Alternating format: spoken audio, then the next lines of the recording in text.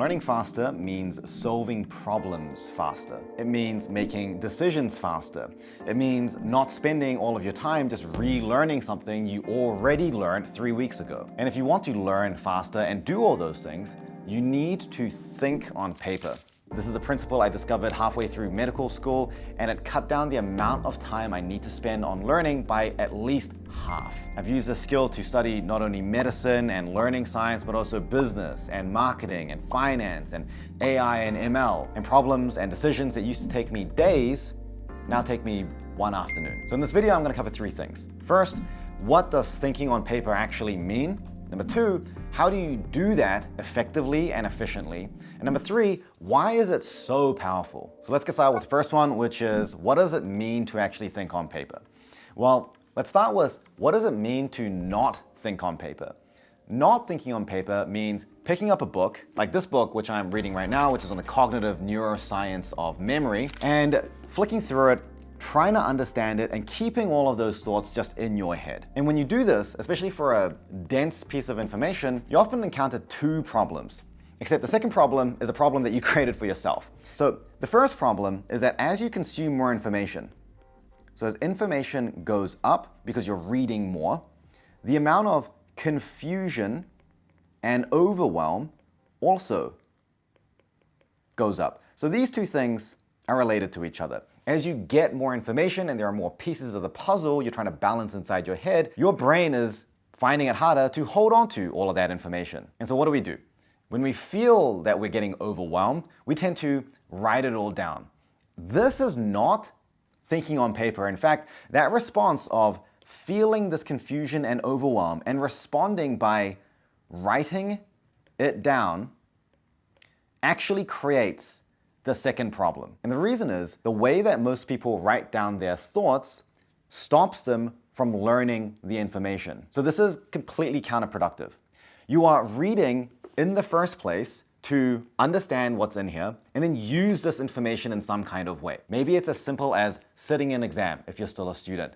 Maybe it's you need this information to make some important decisions and build some strategy for work. And in order for that to happen, this information, which is initially overwhelming, we need our brain to organize and process it in order to make it stick. That creates memory and that creates deep understanding. However, when we feel this sense of overwhelm and our immediate response is just to write it all down without thinking on paper, it actually directly bypasses all of the useful cognitive processes that would allow you to turn this information into true knowledge. It is the learning equivalent of going for a run to get more fit, but then halfway through you feel tired, and so you jump in a car and drive to the finish line. You're no longer feeling tired, but you also kind of defeated the entire point of the exercise. And so what thinking on paper does is it allows us to reduce this confusion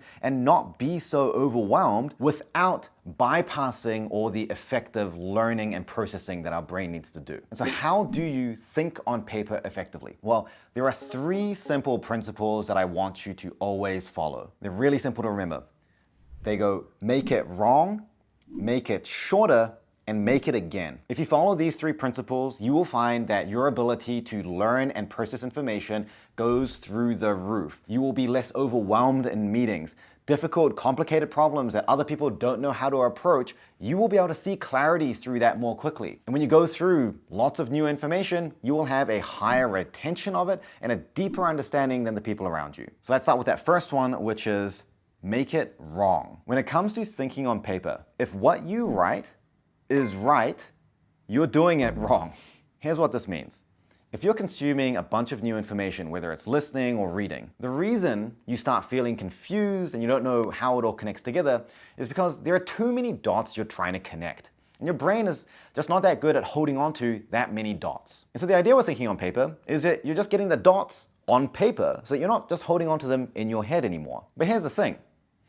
You don't know how those dots connect yet.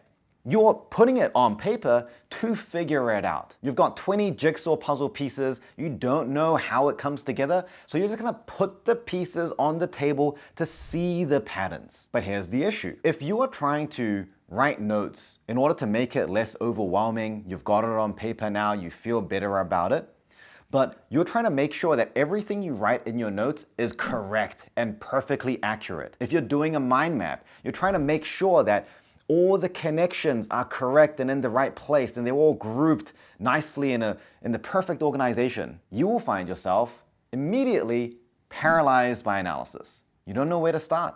You're looking at all the different concepts, you're looking at the words, you're looking at all the new information, and you're just thinking, where do I begin? What keyword do I put on the notes first? What first connection do I make? How do I group it? You have to remember that thinking on paper, the purpose of doing it is to help visualize and organize your thoughts. So let me demonstrate what this actually looks like in practice. I'll take some common terms from learning science and go through the process as if I'm learning this for the first time. The first thing I'm going to do is just lay out keywords on the page.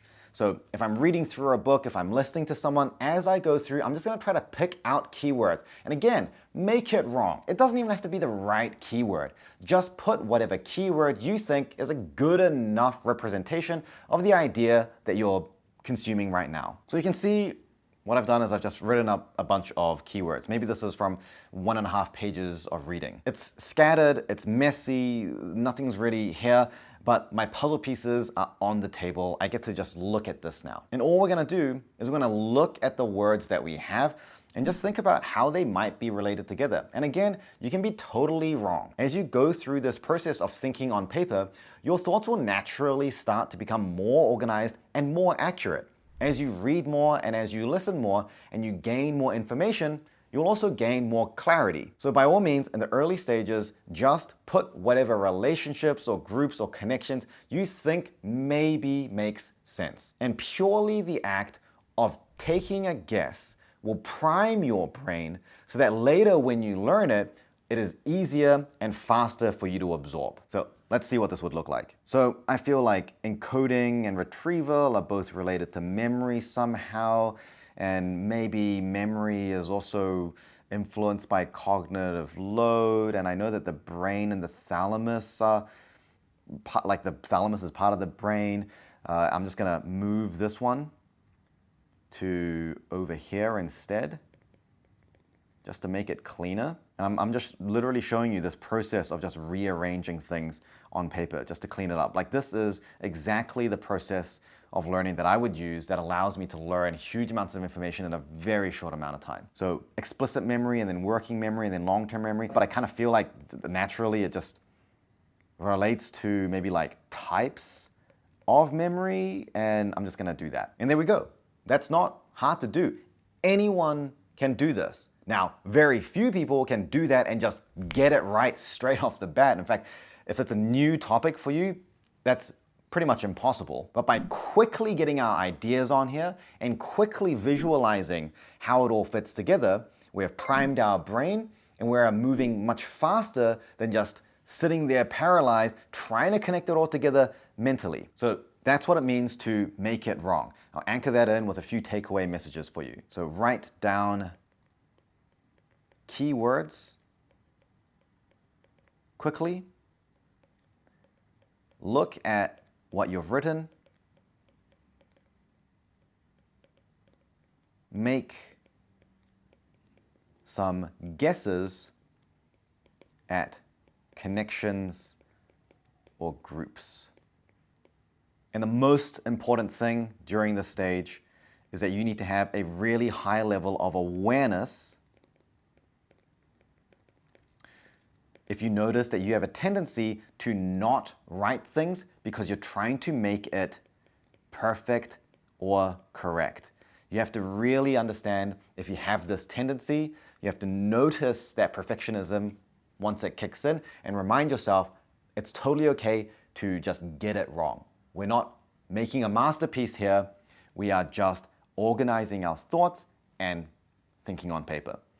The next principle here is to make it shorter. Now, learning is an innately complex and sometimes very time-consuming activity. And if you're trying to gain mastery over something that takes one person 10 years to get good at, and you're trying to get good at that in just like 1 month, that's not going to be possible. You would need to have this enormous amount of information distilled down into like a 2 or 3 minute segment. And that's usually not going to be available. Wait a second. That is available in my free weekly newsletter. If you want to learn more about learning science, you like the perspectives and the takes that I have, you're finding this insightful, and you want to learn a little bit more, then you can join my free weekly newsletter where I send you all of this information that's distilled and packaged down into bite-sized emails that you can read in like 3 to 5 minutes. At the end of every email is an actionable takeaway for you to work on that week that will make you a better learner and more productive. It's totally free. I write these emails myself. They're not AI generated. If you're interested, I'll leave a link in the description for you below. But whether or not you join my newsletter, you don't have time to spend hours writing copious notes about everything that you learn. This is one of those habits that starts in school, and I see professionals doing that years later. The act of writing notes does not innately create better understanding or memory or the ability to use that knowledge. And in fact, it can make it harder because not only are we overwhelmed by all this information, now we have all of the overwhelming set of notes that you have written that you now need to sort through and go back through and find time to revise. And so the most important thing when we're writing notes and thinking on paper is we want to make it easier for our brain to find these patterns and connections and extract the learning out of it. That's the #1 goal. And especially now with AI, you don't need reference material anymore. You can usually just like upload the whole thing and you can, ask ChatGPT about it later. You don't need notes just to create for reference. So here are some general takeaways to make sure that you are making your notes shorter. #1, no full sentences. You want to get it as close to just keywords as possible. I apologize for the handwriting. It is like the most enduring habit of being a doctor is just like having terrible handwriting. And also I'm tired and jet lagged because, by the way, I'm in Dubai right now for the 1 Billion Followers Summit conference. It's been a long couple of days and so my handwriting is suffering even more. But actually that's a good segue onto the next point, which is that you don't need to make it pretty. The only thing your notes need to do for you is for you to be able to see what's on there and remember what you were thinking about. It's just a trigger. It's a memory anchor. It's not the full information itself. And you can see that right here. If you look through the notes that I've written, if I were writing these notes purely for my own learning and not actually teaching it, all of this stuff, I would have made this much smaller. For example, instead of write down keywords quickly, I would have just said fast. Instead of look at what you've written, maybe I'd say examine. And the last one, maybe I would just summarize that as guess or connect. If I use these keywords and I look at these keywords alone, I know what it's talking about. And this is not just some arbitrary sort of aesthetic tip. Research actually shows that if you're writing notes, the level of retention and depth of understanding that you have goes down as your word count goes up. And the reason is that when you write more, it usually means you are processing it less. It takes more thinking to summarize something into a keyword than it does into a full sentence. It is harder to write concisely than waffle for a page. And on top of that, by having less words, it speeds up your brain's ability to find the patterns and connections. When I have something like what I drew down here, it's just keywords, I can look at these words very quickly and spend most of my time thinking about how they might be connected together. If I had each of these as a full sentence, then I would have to spend additional time reading the entire sentence to remember what it's talking about. And if I have to read a full sentence or even a full paragraph on every concept to see how it connects together, that is going to make it much slower and harder to see these patterns. And so it doesn't matter if you're learning something very basic and superficial or learning something really deep and technically complicated. You can make it shorter. Believe that you can and push yourself to distill things down into just keywords. So that's the second principle, make it shorter. The third principle is to make it again. This third and final step is actually where the majority of the power of thinking on paper actually comes from. Most of your real deep learning and solid memory and complex ability to use that knowledge is going to come from making it again. So here's what this little mini map might end up looking like after another 15 or 20 minutes of more reading or more listening. First, I'm getting more information, right? So more keywords are gonna start appearing. And again, as we go through that process in principle number 1, I'm gonna look at what I've written and just make some guesses at how it might be connected. So I think these are kind of connected here, and then that leads to that. And then this is kind of like this whole thing. And then this is related to this. You can see what's already happening is that it's starting to get a little messy. And what's more, as you keep learning, you're gonna realize some of those connections that you made before are wrong, as we intended. And now you have enough information to correct it. So for example, before I put explicit memory, working memory, and long-term memory under this category called types. Well, actually, this categorization doesn't make sense. Explicit memory, the definition of explicit memory, actually overlaps with the definition of working memory and long-term memory in some cases. Whereas if I leave it like this, it kind of feels like all three things are separate and distinct. So that doesn't make sense for me anymore. When I look at my notes, this doesn't reflect how I've organized it and understood it mentally. And that's a problem. We need to fix that. And it's the act of fixing it that produces that learning. We took a great guess, we got it wrong, and now we're ready to fix it and strengthen and consolidate our learning. So these are the two issues that we will find as we continue to work through the material. Number 1, you're gonna realize it's getting messy and hard to follow. And number 2, we're gonna find the mistakes that we made earlier. And so in order to solve these issues, we have to make this again. We have to reorganize it, we have to clean it up. And so let me just reorganize this and you will see what that would look like. So this is what the cleaned up version would look like. Hopefully you can see that it's less messy, it feels more organized, but most importantly, again, this is not just some vain aesthetic activity. The reason we're doing this is that the act of reorganizing all the ideas is actually what strengthens the memory. This process of cleaning it up, even though we're not learning any new information and consuming anything new, this is actually where the benefit of the learning is actually going to come from.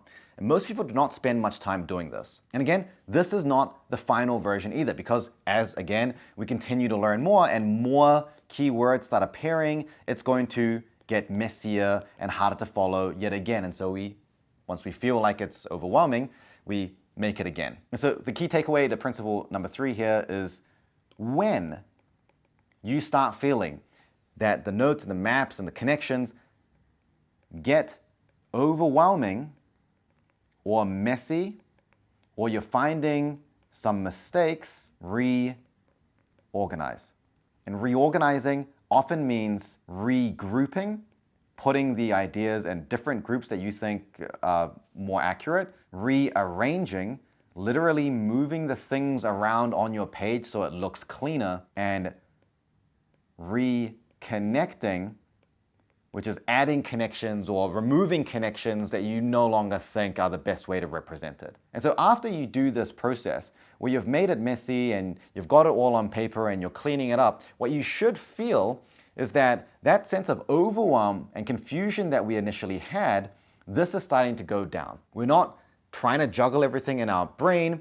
It's on paper, it's less confusing, but the process of now working on the paper is allowing us to achieve organization and clarity, and we're not just using this as just like a mental offload where it kind of goes into like a memory trash bin. And so that's thinking on paper. And you can use this skill in literally any kind of learning. Whether you're sitting down for 5 hours doing some intensive study, whether you're in a busy meeting just trying to follow the ideas that are coming through, even just by yourself thinking through a complicated problem. You can apply the exact same 3 principles to massively accelerate your brain's ability to think and create organization and clarity. Now, thinking on paper and writing notes in general is one tool to have in your toolkit, but it is part of a much wider system. There are other tools that are suited for different purposes that are just as useful.